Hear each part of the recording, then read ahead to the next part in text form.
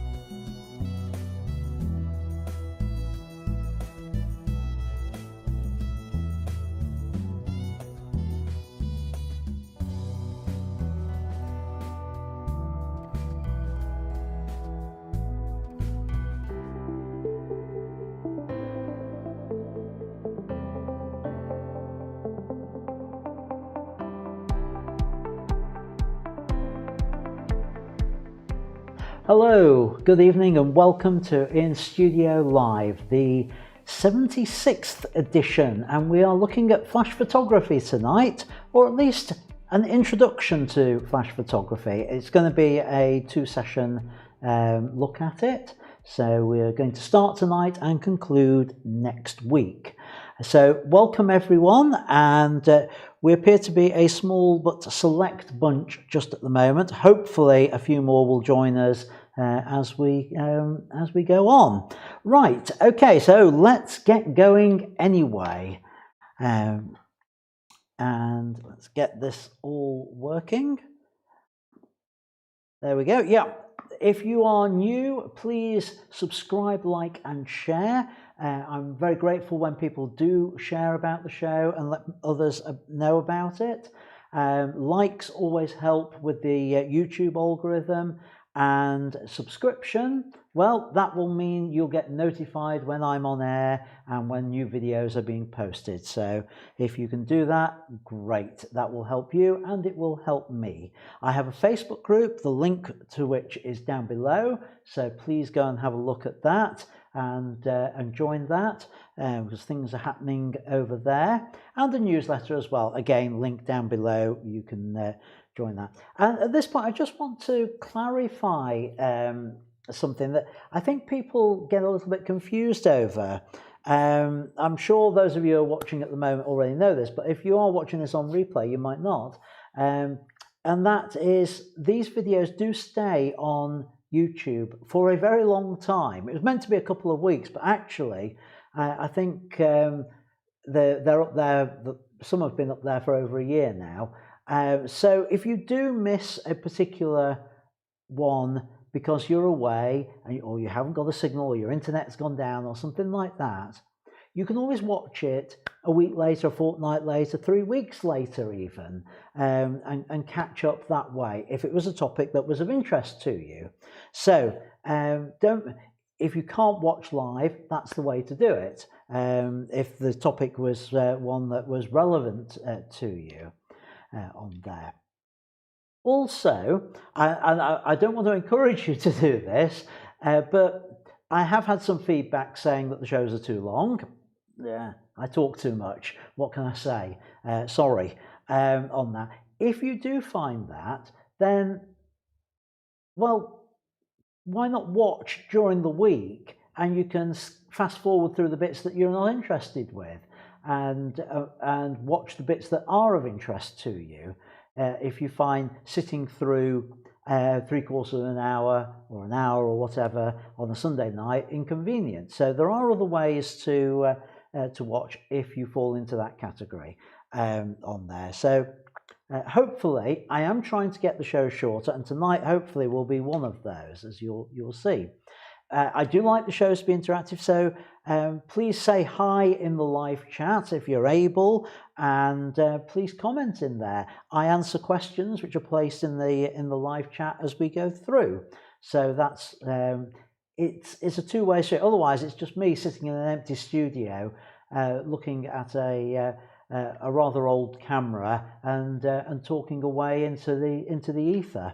So yeah, let's make it interactive on there. So what have we got on the show tonight? Well, as I've said, it's a short show. Yes, honestly, it's going to be a short show, which means I've cut out one or two of the usual things to try and make it short and relevant, and I'll carry on with this topic next week. So if you ever find the show's too long, just drop me an email or drop me a message and say, Ian, that was a bit long, and that'll prompt me to cut it down for the next week. I've got a public service announcement to do with Photoshop and Lightroom, some new releases this week, a couple of things that you may or may not be aware of. One in particular with Photoshop, they introduced a feature which they have now rolled back, but not by default, and I'll explain when we get to it. I've only got image feedback. This time I'm only doing email only image feedback, and I think that's probably going to be the default. I really do want to encourage people, if you want your images, want feedback on your images, send them to feedback@ians-studio.co.uk, because it's so much easier. I can do much better feedback for you, much more quality feedback on that.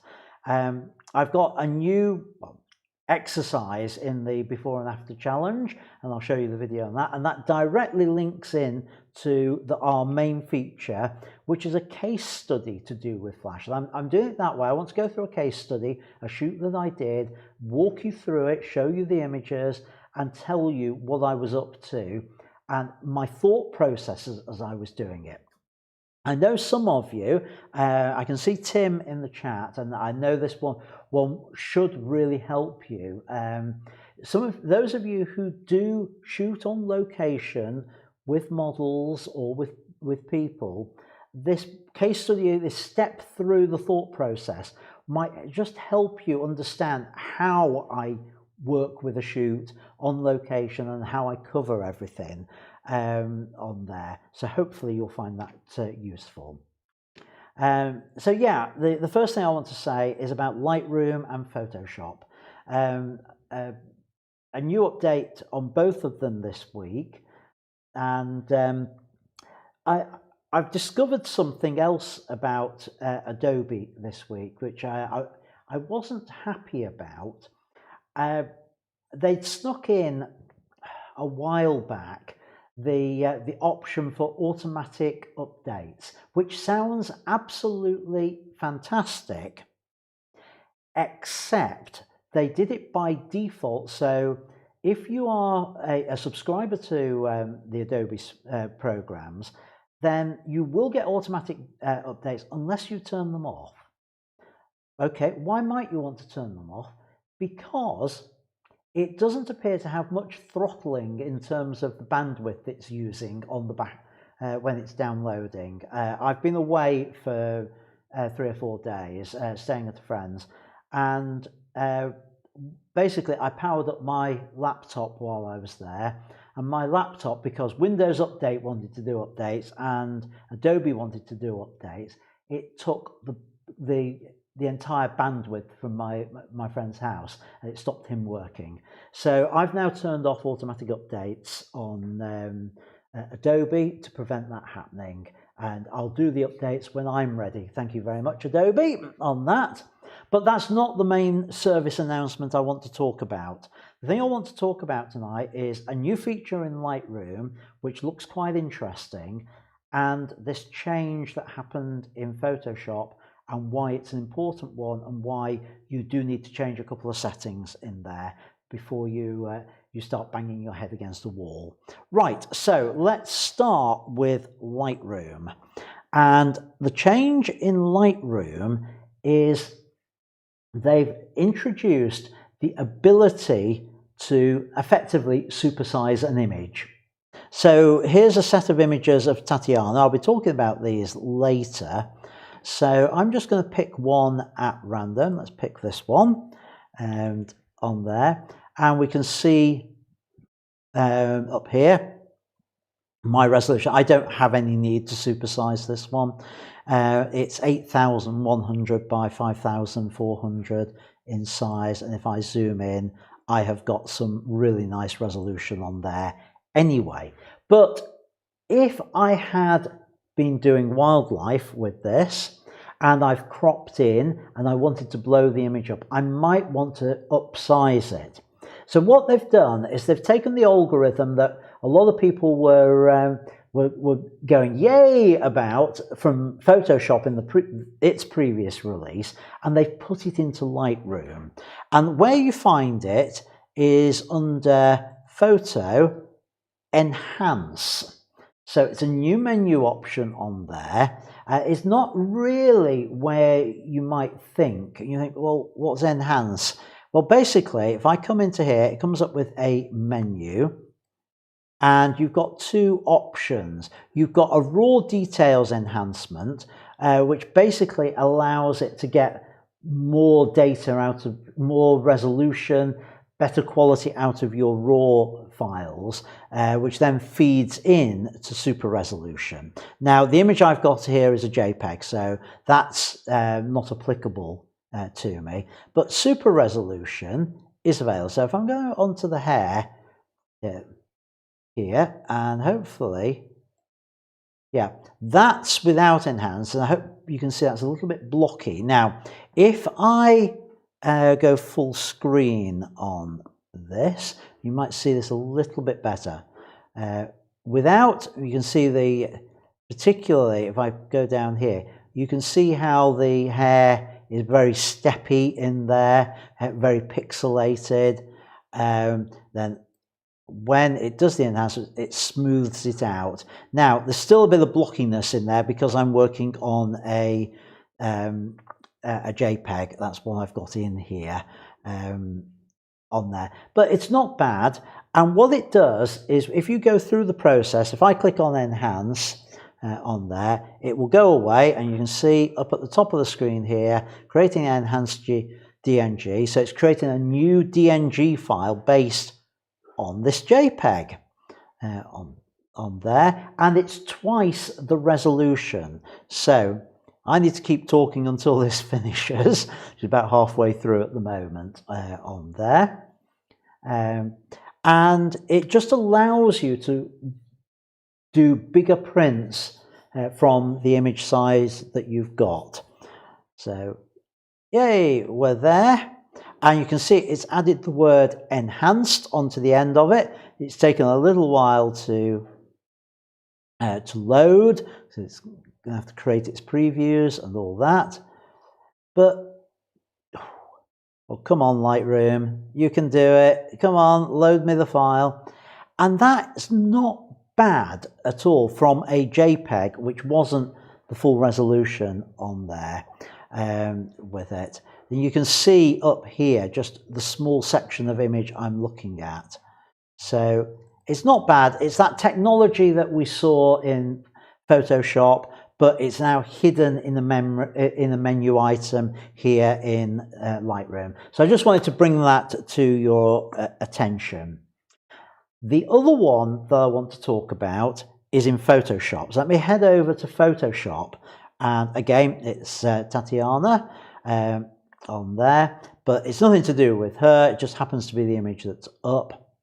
Now, what happened is if you go into Preferences and I go to File Handling, I'm just going to untick two options on there. And if in here I'd added a new layer, maybe I'd done some effects, or no, I know, an adjustment layer and curve, something like that, and maybe I've just done a little bit like that on there. Now I've done that. I want to do save as another JPEG on there, and oh, it wants to do it as a Photoshop. Yeah, I've got layers in there. Okay, I'll select. Oh, there is no JPEG option, and that was introduced last time. So for those who've been wondering where that Save As option had disappeared to, let me just tell you a little bit about the background on it. The Mac and Apple have made some change or other to the API on the Mac. And in order to cope with that, it's all rather convoluted. They created, if you want to actually save this as a JPEG, instead of going into Save As, you have to go into Save a Copy. Okay, different menu option, but it all works the same, doesn't it? Except no, it doesn't. Now I've got all the options, but it sticks this word copy on the end of it, which it's all getting a bit frustrating. I want to say that I've got to then remove the word copy and rename it to what I want. So there was a lot of people upset about this, and Adobe's response was, well, it's because Apple changed things. And a lot of us have fed back saying, no, not good enough, Adobe on there, sort it. And this release, they have sorted it. So I'm going to cancel that Save As. And the way they've sorted it, if you've hit that problem, the solution is this one I was showing you before. Go into Preferences, File Handling, and here you've got two things. Enable Legacy Save As. So if you check that, it means that you get the other versions back on the Save As well, so you can save in other formats. And if you use Save as Copy and don't want the word copy stuck on the end, you can enable that. And it gives you a warning saying, oh, there's a risk you might overwrite something if you take this off. Yeah, well, if you're a Windows user, the operating system will warn you before you overwrite something, so you should be okay. If you're a Mac user, it possibly won't, which is why they created this thing about the appending the word copy on there. That was part of the change that Apple made. So I do that. Now I can go in, Save As, and I can say JPEG on there. Now, of course, I've already got this. It hasn't put a copy on the end of it or anything like that. I can say Save, and look what happens. It says it already exists. Are you sure you want to replace it? And I can say, no, I don't. And I can put a new name in and cancel. But so if you've noticed that peculiar behavior within Photoshop, this is the solution to it. It's unfortunate that it's yet another one of these things where Adobe have made a change and they've made it really awkward for people, and they just sort of slip it in. There was no warning of the change, and they haven't really publicised the fact that they've released a fix for it either. So I just wanted to let you know, if you've come across that, that's how you get out of it. So I'm going to exit from there, don't want to save that, and I will come back to that later. So that's the public service announcement on there. All right, moving along, yep, those two. Let's have a look at feedback this time. Images sent to me by email. That's the address, feedback@ians-studio.co.uk on there for it. So that's where you'll get more information. I've just seen a couple of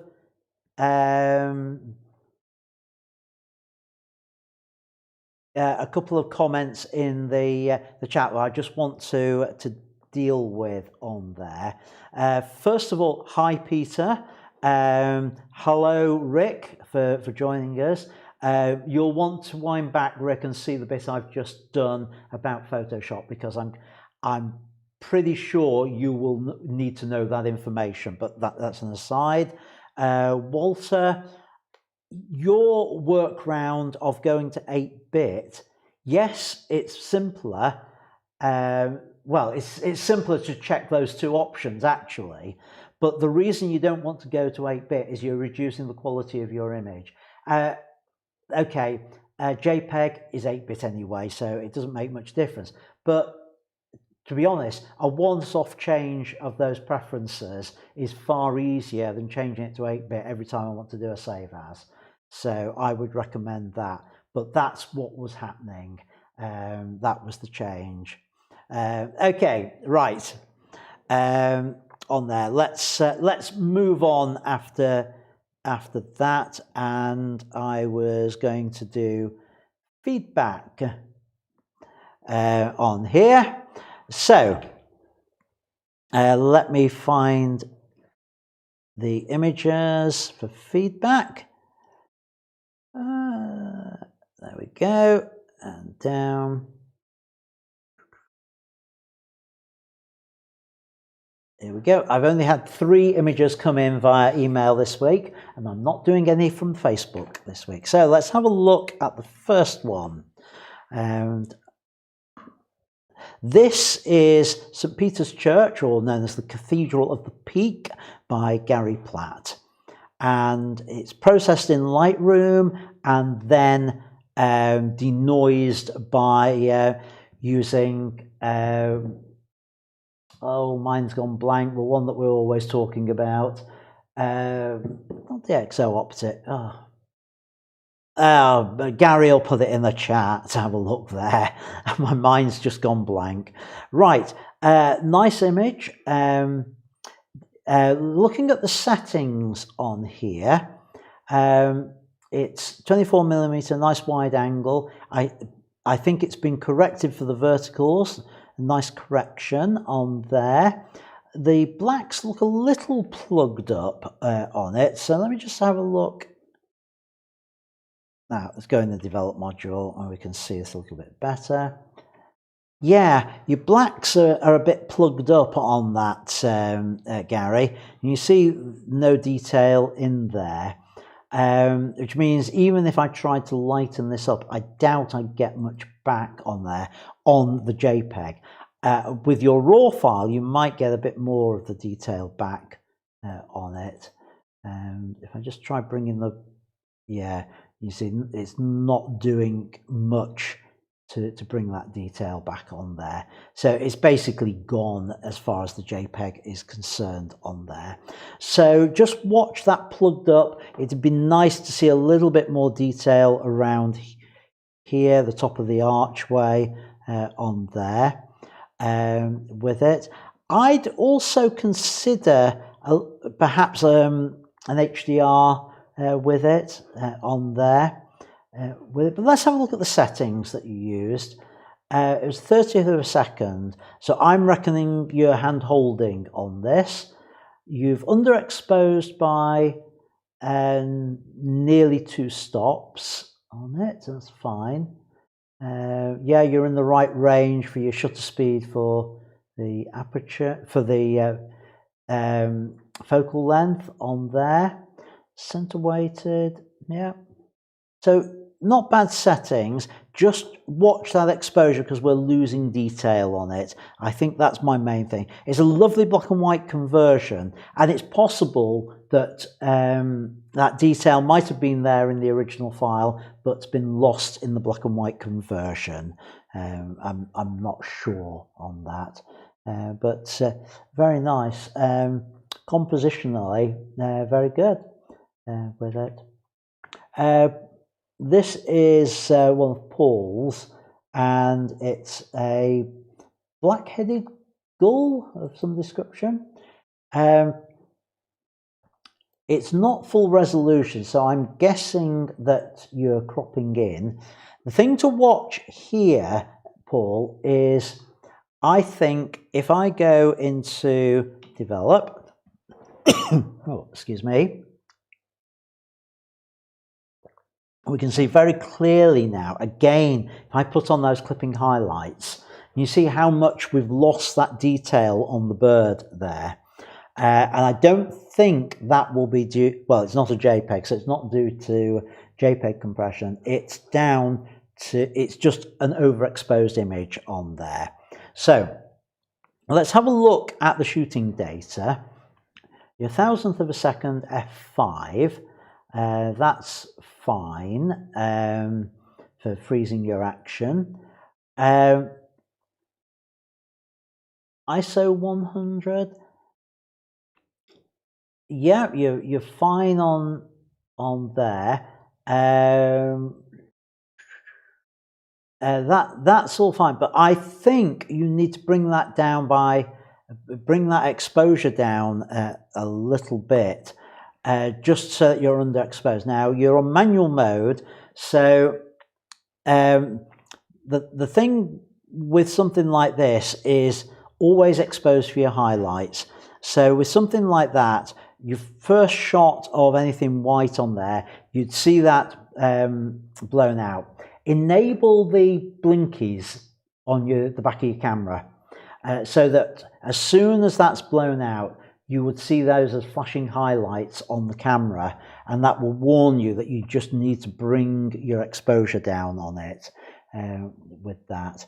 It's very slightly soft on the face. It's not bad, but I think that's more a feature of cropping. What lens was it? It was the 75-300. I think that's a kit lens, isn't it? Yeah. Yeah, I think your exposure is your main problem with it. That's the main thing I want to say. The other one here, the harbour. Now, again, looking at settings, 600th of a second, f4.5. Now, let's have a look. What's the critical focus? That's lovely and sharp on the boat. Let's have a look up at the arch. Arch less so, and that's a bit noisy on that arch. I think on here, I'm going to hazard a guess that you've had to bring the shadows up quite a bit in post-production on this, just as a guess, because of the amount of noise that's on there. Don't know whether I'm right on that one. It looks nice. It's nice framing. I wonder whether just slightly tighter at the top on it, like that. It hasn't, for me, got a wow factor to it. It's a nice enough shot, just hasn't really got a wow factor, because what's the subject? Is it the boats? Is it the arch on there? I'd have liked to have seen one boat through there. Now, I know you can't move the boats around and all that, but for me, it just hasn't got a wow factor. I think that's what it's missing with it.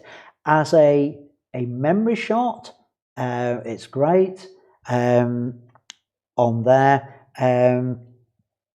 but I think I've seen better from you, Paul, than that one, if I'm brutally honest. But it's nice that it's nice and sharp, and it's good to know that you can get that kind of sharpness out of it, which kind of blows the theory a little bit with the bird, to be honest, that if you can get this kind of sharpness on this one with the same lens and camera, I wonder why the bird isn't quite as sharp as this. Maybe a focusing issue. I don't know what focusing modes you're using when you're doing wildlife. You probably want a continuous focusing mode so that it's tracking the bird as it's moving. Because that, if you are using a single focusing mode, by the time you've half pressed your shutter release and completed the shot, the bird's moved, so it's likely to be that little bit soft on there. But this is nice and sharp. It's lovely. Oh, excuse me a moment. Got something in the eye. Oh, that's better. Right, so those are the ones that I've got this week on there. So let's go back, have a look what's been going on in chat. What's this? Topaz, that was the word I couldn't think of on there. Yeah, it was the topaz noise reduction on it.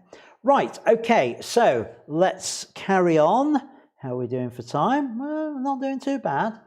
So that's the feedback on there. Before and after challenge, those of you who are doing it, if you're not, I'd encourage you to look into doing this. It's a great way to sort of really hone your skills, work your way through the different stages of it.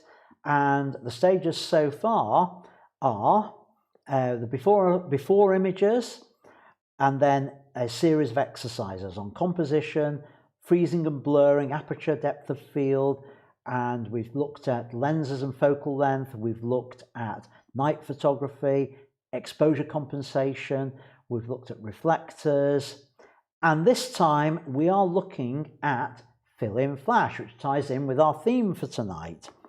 So this is exercise 8, all about fill-in flash, and let me play a video which explains all about it. So enjoy. He says, trying to find the right button to press, which will be... Hello, welcome to exercise 8 in my before and after challenge. This time we're looking at fill-in flash.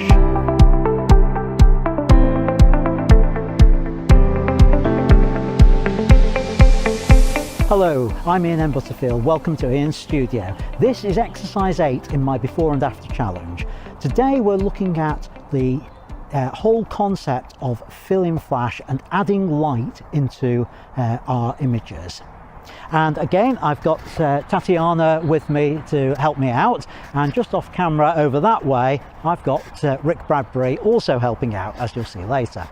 Right, I'm down in Vernon Park, and what I want to show here is if you're photographing in a shady location like this, there is a problem, as you might expect. We've looked at this sort of problem before, but if I take a shot here of Tatiana, what we will find is that she is dark, and there you can see that on the image. The light behind, I'm in aperture priority mode, the light behind has just confused the camera and it's got the wrong setting for it. It's left Tatiana in shadow. So how do we solve the problem? Well, we looked at a couple of weeks ago about using exposure compensation. So why don't we use exposure compensation? Well, I'm going to dial in a couple of stops of exposure compensation on here and take the shot again, and I'll show you why we don't. So if I do that same shot,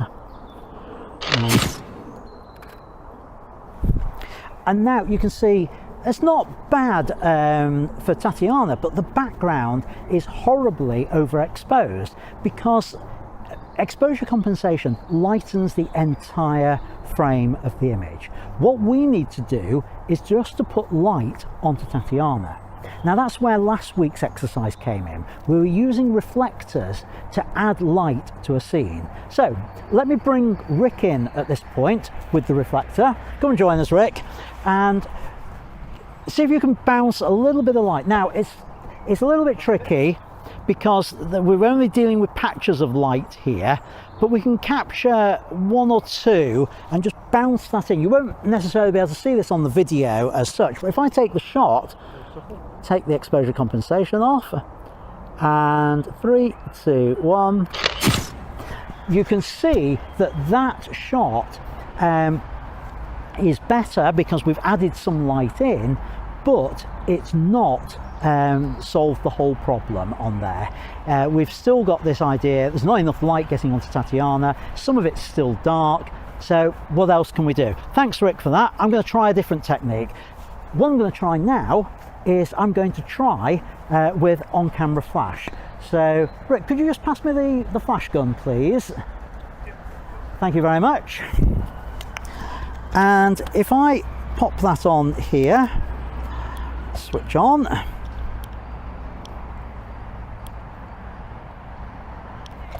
and I'm using the flash gun in ETTL mode, which means that the camera is going to control the amount of flash that goes out. My camera doesn't have a built-in flash, so I have to use this. If you've got built-in flash, you can use that. So let's see what difference that makes to the shot.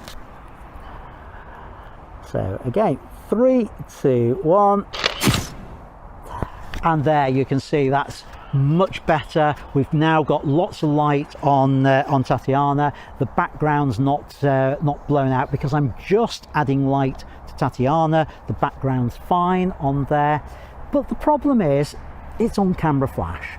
That means the light's direct coming the same angle as the camera. It means it's flat lighting. It's not the most flattering. So ideally we could do with getting the flash gun out to one side. Fortunately, I have just the tool for that. Thank you, Rick. This is an ETTL cable, and if I get it on the right way round, as I always put it on backwards, right, that's the right way. And thank you very much, Rick. What I can do with it is I could hold the flash gun myself and just take the shot, and that helps to a certain extent with this.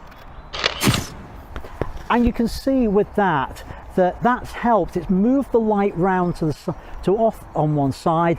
But even better than that, if you've got a trusty assistant, come on back, Rick. I don't know about trusty, but here we go. Right, so if you can just move round to the side there, Tatiana, if you look at the light, that would be great. And we've got a much more flattering look there. 3, 2, 1. And there we can see on that final image, we've got plenty of light onto Tatiana's face, the background's correctly exposed, and we've got a much better image. All down to a flash gun, external flash gun, and a TTL lead. So the exercise this week, what I'd like you to do is find a subject. Now, if you've got a handy model, great. If not, family member. If not, then, I don't know, a teddy bear, something like that you can photograph. And go into a shady area with some bright light behind. Let's hope the weather holds. And go through the exercise of, as I have, just let the camera get the exposure, use exposure compensation, try using a reflector if you've got one, try using on-camera flash if you've got one, and if you have a TTL lead, then perhaps try that as well. And I'd like you to post those images, that series of images, to the Facebook group as you have been doing on previous weeks. Hope you're finding these exercises helpful, helping you improve your photography. So that's it for this week. I'd like to say thank you for watching, and thanks for watching. Till next time, keep making great pictures.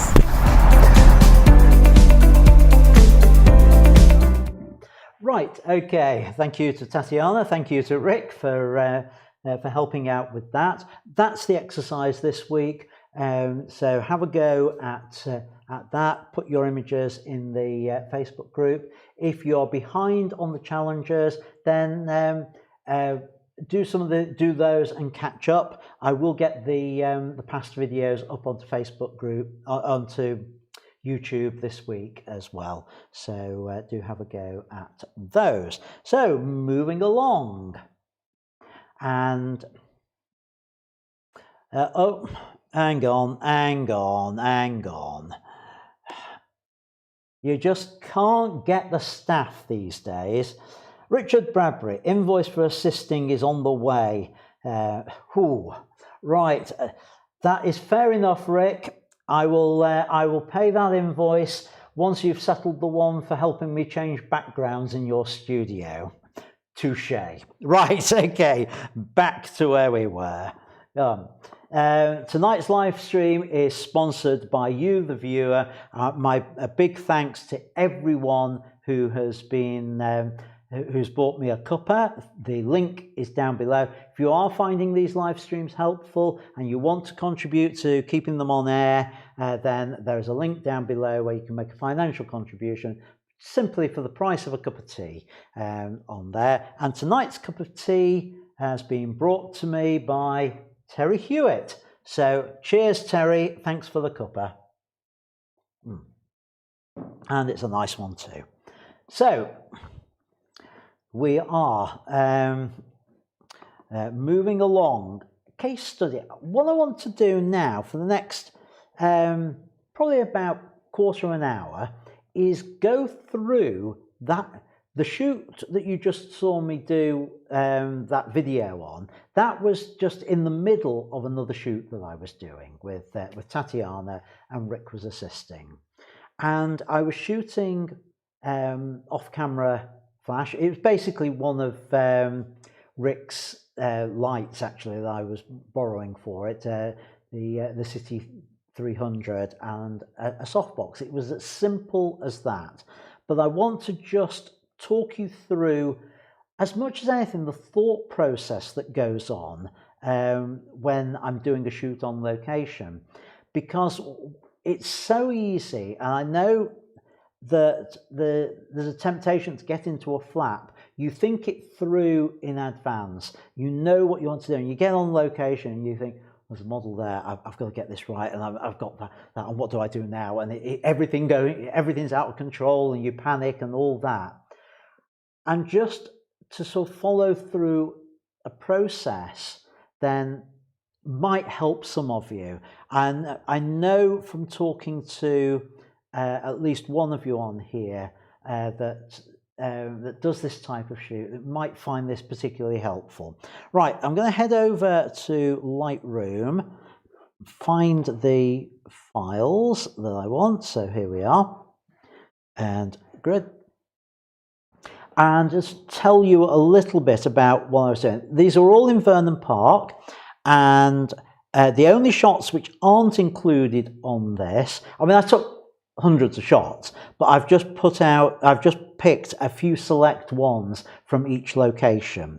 So basically we had 5 locations, and the only location I'm not including are the ones from the video that we've just that I've just shown you, but the other locations are all on here. The majority of the time was spent at a maze down in the bottom of Vernon Park, something I'd only discovered the day before, and it's a cracking location. It's this little maze, but it looks like you're in the middle of a forest when you photograph it. So I started off with this image. Now, that was never intended as being a final image.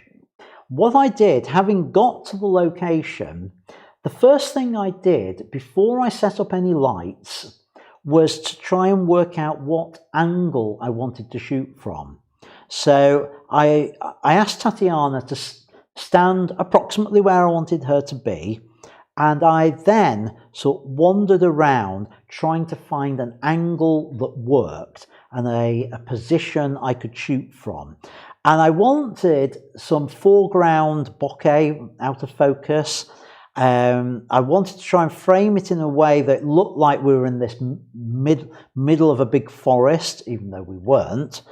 And I found this particular viewpoint. I could photograph between two of the bushes which make up one of the walls of the maze.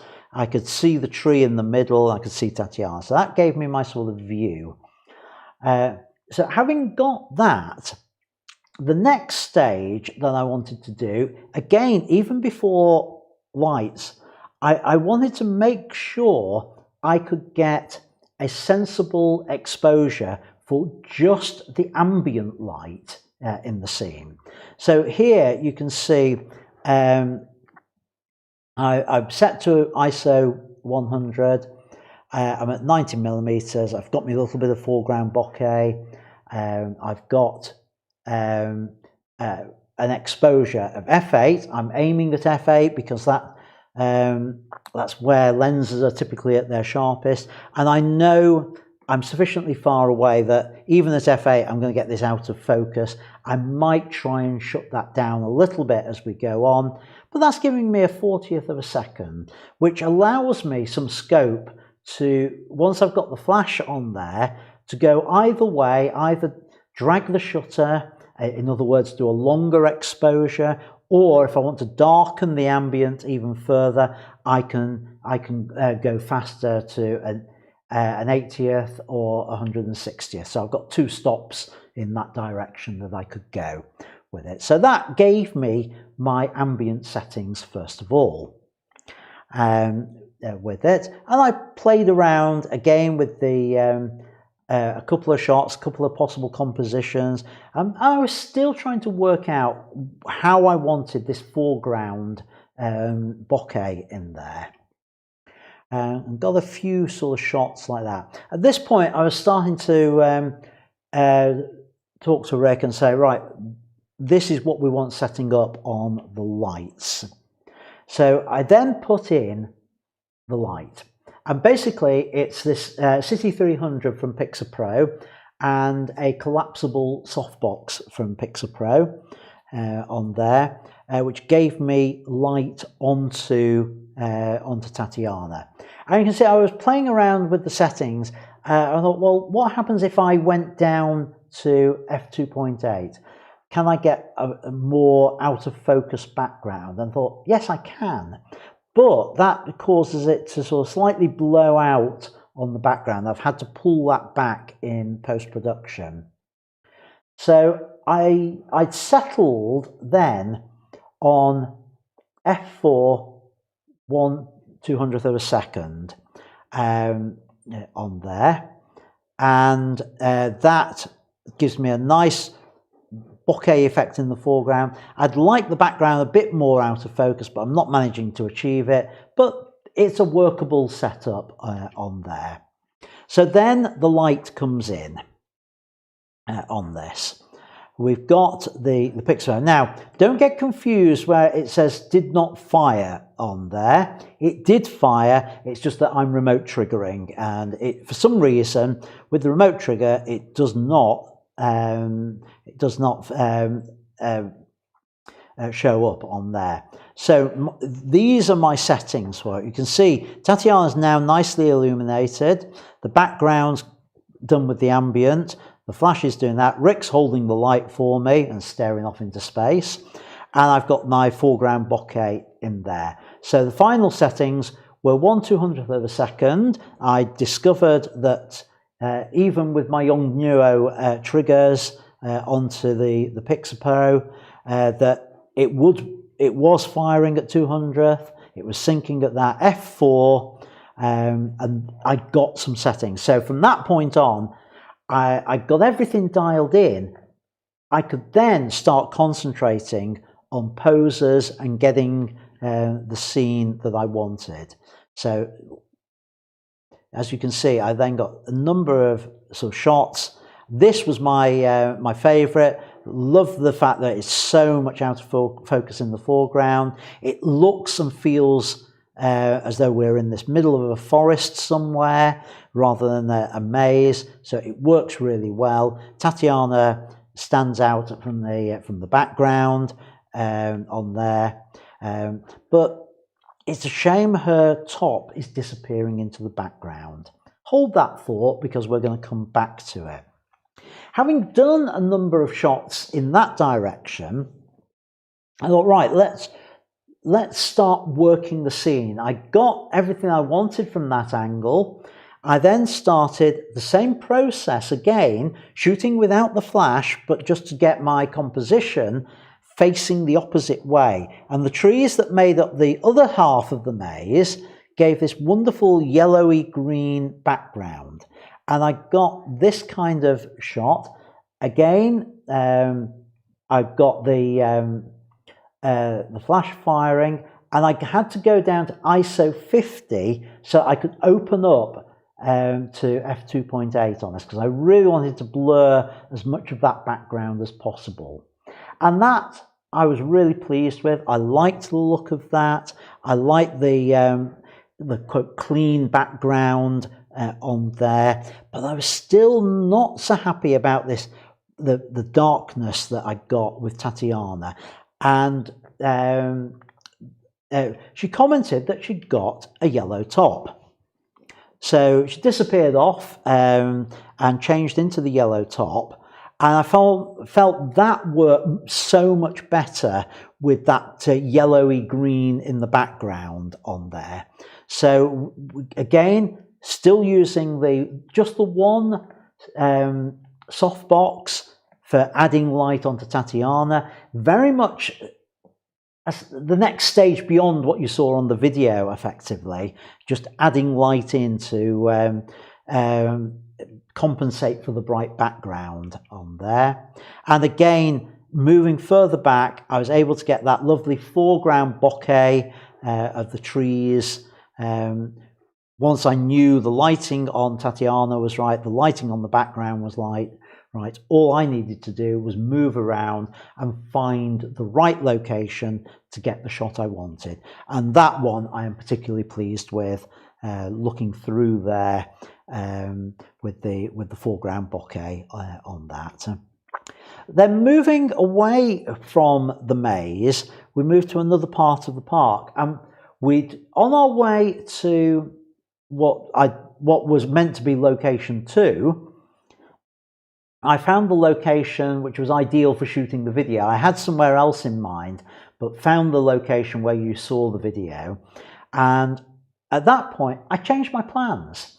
And this is one of the things with these types of shoots. I had a rough idea. I had maze, archway were my 2 primary locations, and then a third location for the video.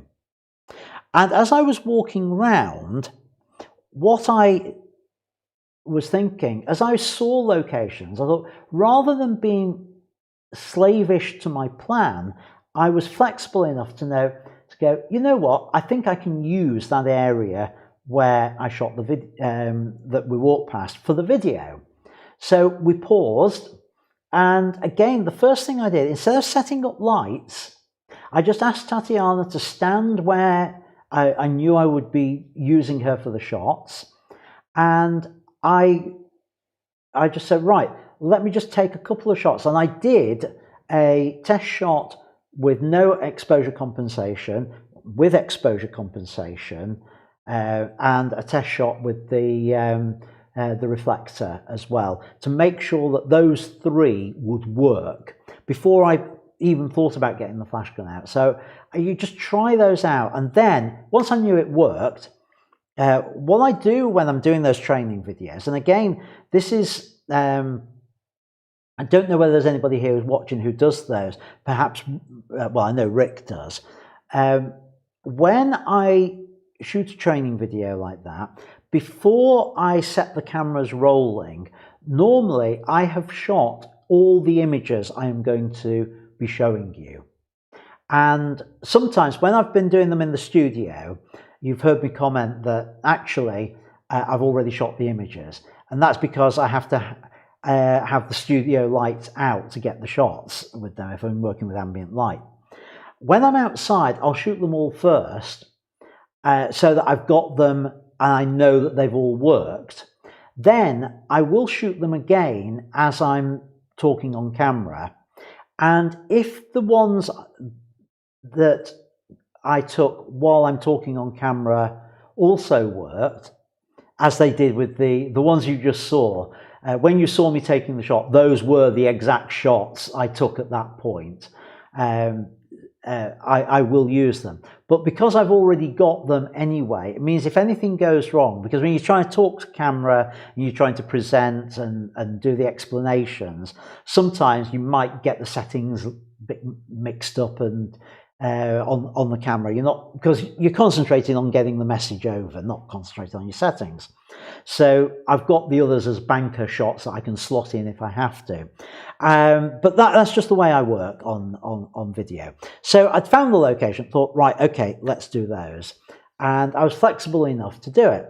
So then moving away from there, going on to the archway, which I'll show you in a moment, I found this area of buttercups.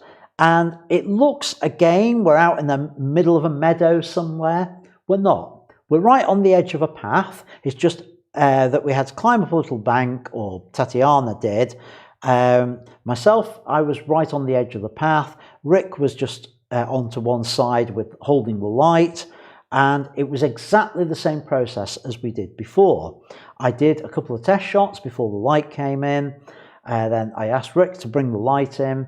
And I did a shot, and I could see on the camera that there wasn't enough light from the speed. Like, I didn't even meter this. I got the ambient shot right, and then I just kept saying to Rick, right, put the light up, put the power up, put the power up, put the power up. No, keep putting the power up until I got the shot that I wanted.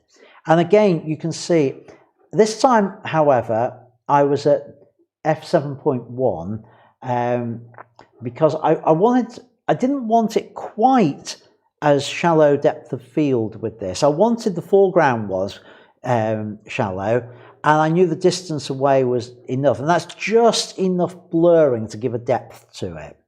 I had to be very careful that the flowers didn't go over Tatiana's face, because some of the shots I ended up, she appeared to be sniffing one of the buttercups, and there was another shot, another flower totally out of focus in the foreground, so half obscuring her face. You can see it to a little extent here, and you can see even at 7.1 here, these are sufficiently out of focus for what I need. That one was a problem. It was just getting in my way, but it gives that depth of field to it that I put in, and the just enough light off on the side just to light Tatiana on there. Then we move to the archway, and we've got these shots. And I knew we'd have this lovely greeny yellow background, and we've got a little bit of the blue sky in the background, and again the flash 45 degrees, big softbox, exactly the same light each time. And you can see that light settings haven't changed that much. 125th of a second, this time f4, because I really wanted that background out of focus.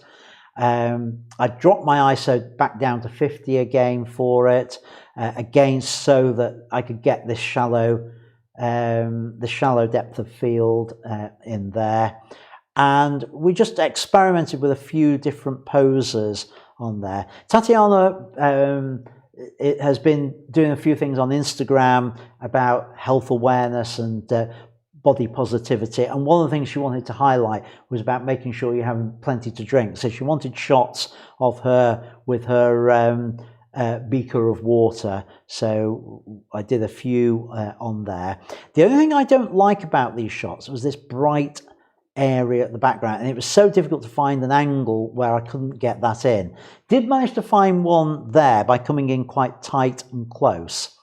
We had the series shots as you saw, but then experimented a little bit with the more fun expressions in there.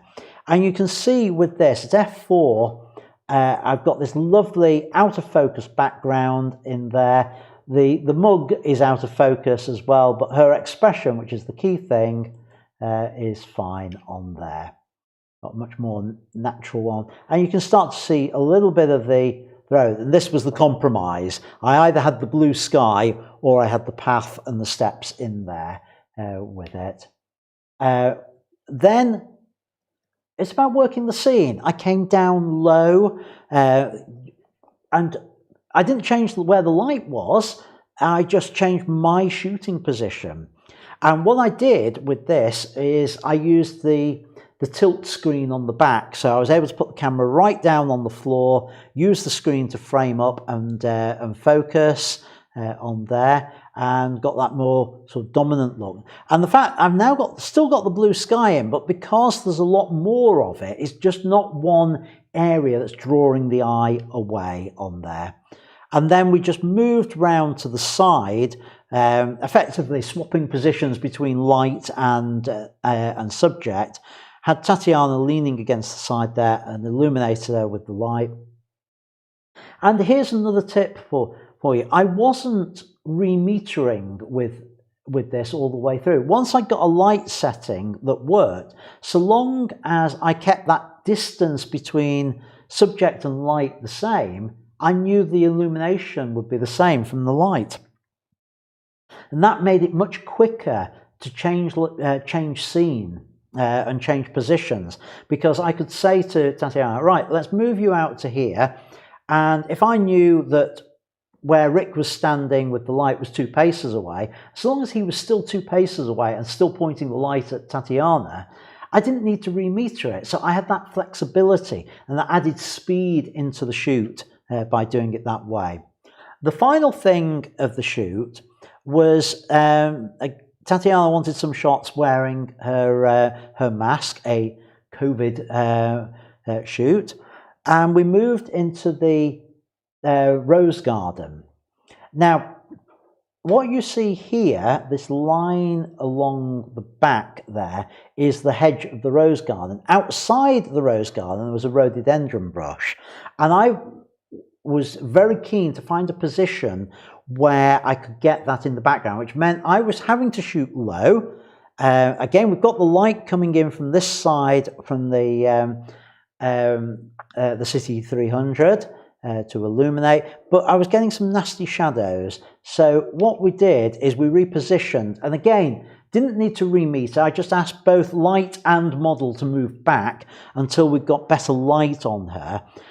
And then I adjusted my position so that those rhododendrons in the background appeared, were still in shot on there to give that little splash of pink colour in the shot on there. And that was it. That is the sort of case study of a shoot. And I hope some of that has helped you with your own shoots on there.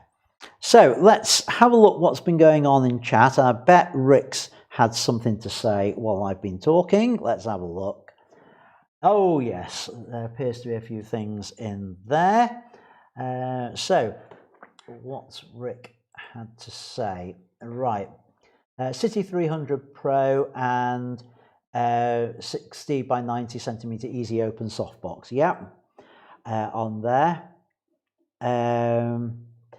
Yeah, I think you were watching for squirrels, Rick, on there. And Gary saying, yes, the laburnum trees or the laburnum arch is really nice at this time of year. Well worth going to use it as a background on there. On that, so let's just finish off. We are just about done.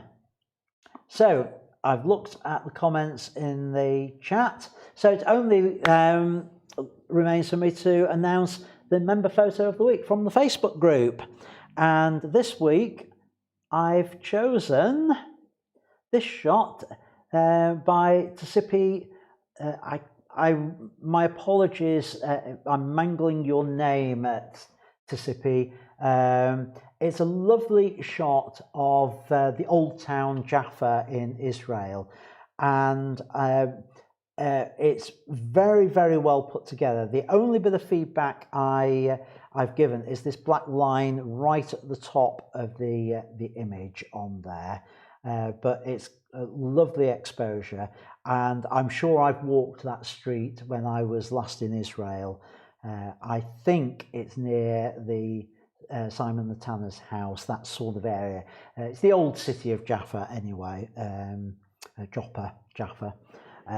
Really nice shot. So slightly different way of presenting it in the Facebook banner this week. It will look like that. So I'll do the change on that very shortly. Whose image will get chosen next week? Tune in and find out, and make sure you post some on the Facebook group if you want to be in with a chance on that. So nothing new in the live chat. If you're watching on replay, send me your comments to contact@ians-studio.co.uk, your questions there.